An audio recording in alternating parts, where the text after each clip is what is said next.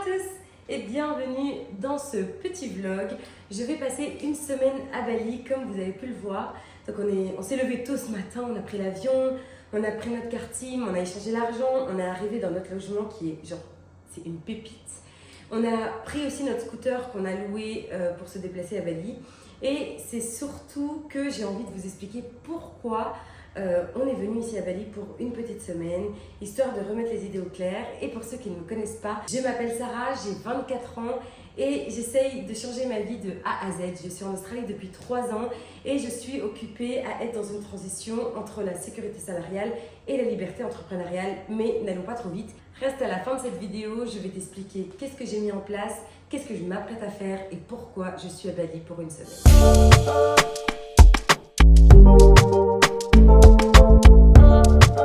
Attendez, regardez-moi ce logement, une pépite.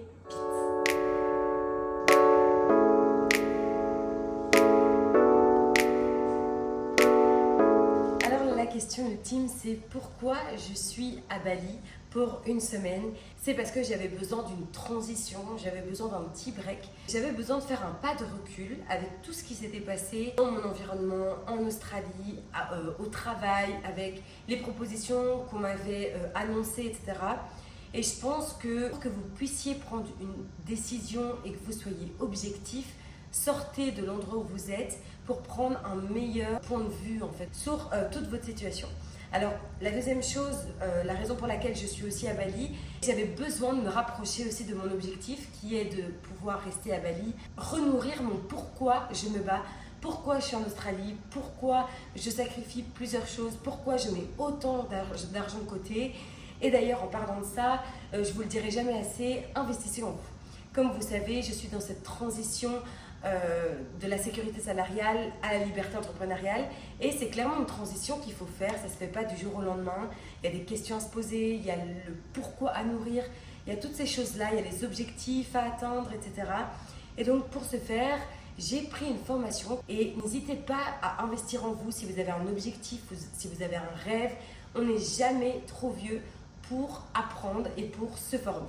Pour vous parler de mon cas, je suis partie de la Belgique il y a maintenant 2 ans et demi. Je n'avais absolument pas d'expérience professionnelle et c'est surtout qu'en arrivant en Australie, je suis backpacker. Donc c'est vraiment une expérience professionnelle qui n'est pas anodine, entre guillemets, dite normale.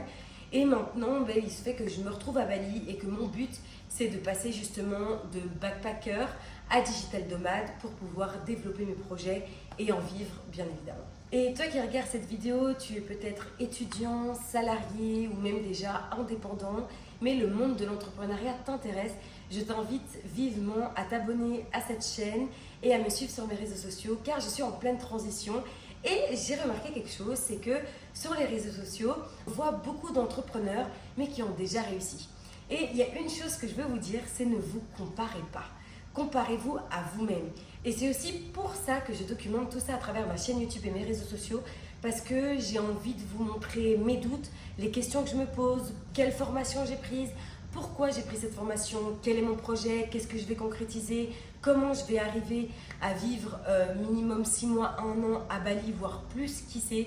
J'ai vraiment envie que vous suivez toutes ces étapes et vous documentez ça pour déjà de 1, vous montrer que c'est possible, vous motiver, vous discipliner aussi, mais surtout pour vous inspirer parce que si toi aussi tu as un rêve, et je pense qu'on en a tous un, peu importe qu'il soit, il faut juste croire en toi. C'est facile à dire, très difficile à faire parce que comme je disais, il y a plein de remises en question, plein de doutes, etc. C'est vraiment nourrir son ego, nourrir ses rêves, etc. Mais c'est vraiment pour ça que je partage tout ça. Et pourquoi ça me tient tant à cœur d'être sur les réseaux sociaux? En fait, clairement, je me fais un engagement à moi-même. Au-delà du fait que plusieurs personnes voient cette vidéo, la première personne qui voit cette vidéo, qui monte cette vidéo, c'est moi. Et donc, la première qui entend ma voix, c'est mon oreille. Et donc, du coup, c'est un rappel constant. Et je me dis, voilà, je me suis engagée. Maintenant, tu as juste à suivre ta route et à franchir les étapes petit à petit et à surtout y arriver parce que je me donne ce défi. Et j'espère que tu trouveras le tien aussi.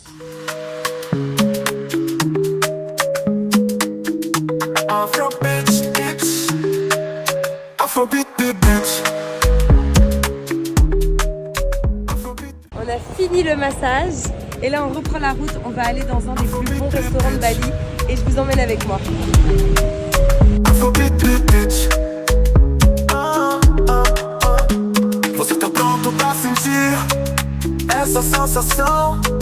quero fazer os seus pés saírem do chão. Escuta essa batida, deixa se envolver. A noite é uma criança e só vai dar eu e você. Et voilà, c'est une fin de journée, ma première journée à Bali. Ça a été incroyable.